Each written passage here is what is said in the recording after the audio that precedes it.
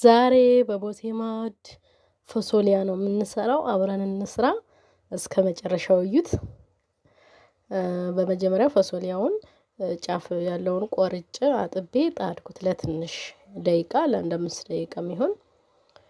ከዛ በኋላ ካሮቱን በዚህ መልኩ ከትፌ አበሰልኩኝ። ካሮቱ እንዲህ በመታየቱ መሰረት ትንሽ ከተጠበሰ በኋላ ፎሶሊያውን አደረኩኝ። ከዛ ከፎሶሊያው ጋርም አንድ ላይ እያበሰልኩኝ ነው ማለት ነው። እና ላይክ እያደረጋችሁ ከዛ እንደዚህ ፎሶሊያው በደንብ መጠበስ አለበት። ቆንጆ ነው።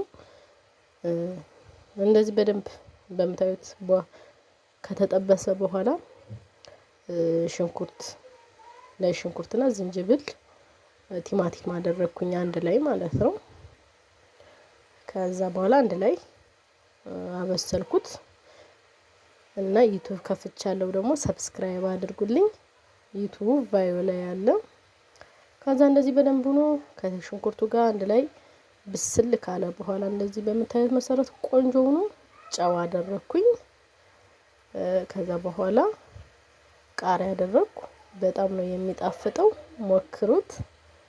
ላይክ እያደረጋችሁ አመሰግናለሁ።